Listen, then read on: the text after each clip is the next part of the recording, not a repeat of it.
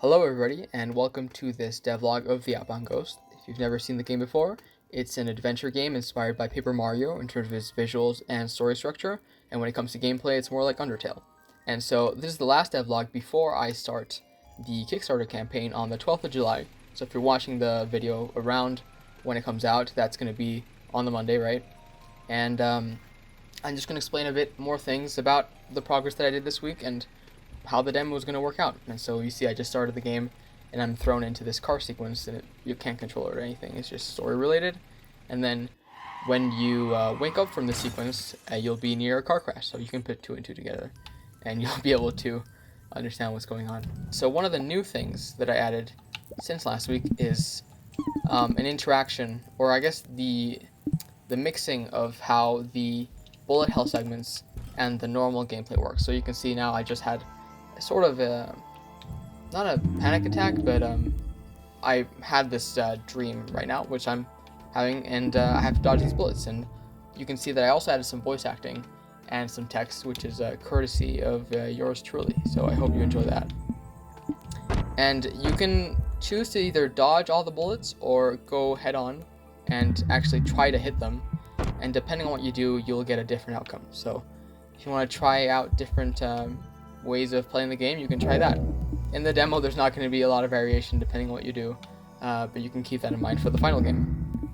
Another addition I made was, so if you remember from the previous devlogs, you could go up these things and your partners don't follow you, but now if you go far enough, they do. So now they're together with me even though I'm really high up, and they can follow me through these traversal node things, and they can be with me, so that's pretty awesome. And so a lot of you might have seen this area, which is the village, from other devlogs, but I obviously added a lot of cutscene stuff, which I'm not going to show. But you can pet the dog now. So Corey is now pettable in-game, and that's pretty great. So I hope you enjoy doing that if you end up playing the demo, which I really would appreciate if you did. And so now I'm just walking around, and I'm at this point where you've got to help out Shirley, which is a character who's locked themselves in a tavern.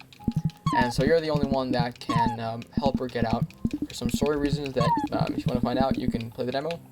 And so I'm going to try to do that. And this is where the combat system plays in. And I've shown this in a previous devlog, that I did a lot of changes to how the bullet patterns work. So if you remember, you get different dialogue choices, and those affect how much of your bar goes up when you talk to Shirley.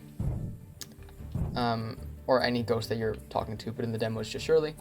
And of course, you have to dodge these bullet patterns that are figuratively the words that Shirley is spouting at you. And you've got to dodge because you're talking to her and you don't want to, lose, I guess, in this word battle. But you can see these bullet patterns are much better than they were before. So a lot more varied, a lot cooler. And I'll show you some other ones. I'm going to be tough here. And this one is also really cool, and my favorite one is the one that comes after this, actually. Oh my god, I got hit. Yeah, that's not great. I might have to redo this one, just because if you guys hit too much, you have to do the bullet pattern again. So I have to do that, and this time I will make sure not to get hit. Oh, that was really close. So this is my favorite one. This is a really neat one. I think so. She's not really feeling too great, right? And so I think this one represents her state quite well, which is the whole point of this battle. So it's all kind of going slow, but you still have to be really, really careful around the bullets, or in this case, figuratively, her words. And so you don't want to make her feel even worse than she actually does, or currently does. And so that's kind of how it works. And now that she accepts her death, is this the bullet pattern that I think is going to be? No, it's not. So this one's going to be still the same one, and then the next one's going to be another one that's pretty cool. So again, dodging them. I'm really excited to add more of these word battles, which is basically the battle system of the game, right? And so I hope that if you guys like it in the demo, you give me some feedback, and I'll make sure to add the new ones with that in mind. So this is the last one, yep. And so it goes a bit fast. This is always tricky, and if you mess it up, you have to do this particular bullet spread pattern again. And now you've convinced her, and you can help her out, and she leaves it, right? Another thing I've added is Frank's house. So when you get Frank's key, which is this ghost that's following you around, you can get access to his house. It's a bit trashed because some sketchy stuff happened when he was killed. But that's where you get the torch, which you will use in the cave. And you also get a lockpick. So that's pretty awesome. And speaking of lockpicking, I'm going to show off one of the more difficult lockpicking puzzles that you'll find in the game. So this is the harder lockpicking section. It's the hardest one in the game. Ignore that it says 0 out of 0. I just messed some things up and I had to change it to not waste too much time manually, but you actually need 12 in order to access it in the demo. And so you can see it's a bit harder. It introduces some of these wooden blocks that are static, but it's not too difficult. But then once you unlock it, you get access to this new type of puzzle, which are girabox puzzles, inspired by my other game.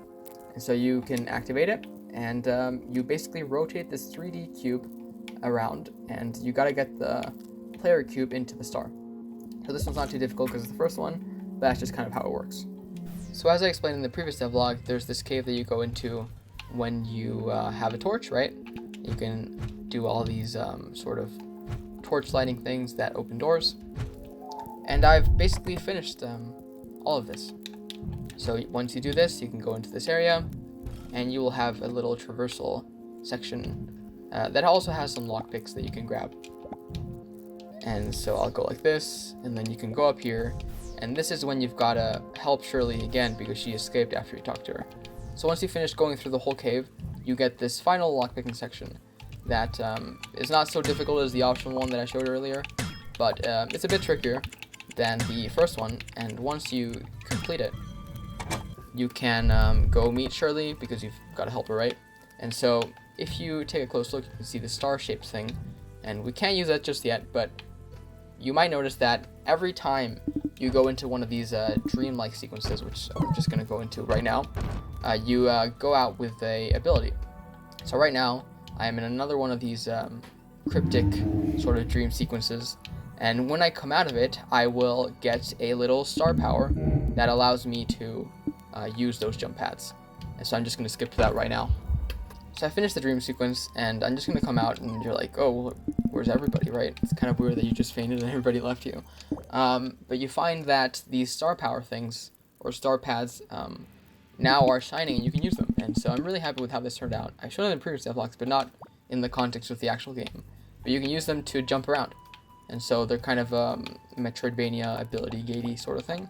You can use them to do stuff like that. So that's pretty awesome. And now that I have this ability, I can unlock this shortcut with the white crystal, and now whenever I'm in this area, I can just hop on up here, and it will also bring me to this cave entrance, which is not only a shortcut to the town of Outbound, but it's also where the harder lockpicking section lies. So that's it for this week's devlog, and it's actually really the last one before the Kickstarter. I'm still going to do them weekly, but you know, it's a big milestone, and so I'd really appreciate it if you checked out the Kickstarter page. That would be really, really awesome. And if you like the game, you know, and after playing the demo, make sure to back it. That would be really helpful, and it helps me continue developing the game. So until Monday, when I upload the Kickstarter trailer on this YouTube channel, I'll see you then.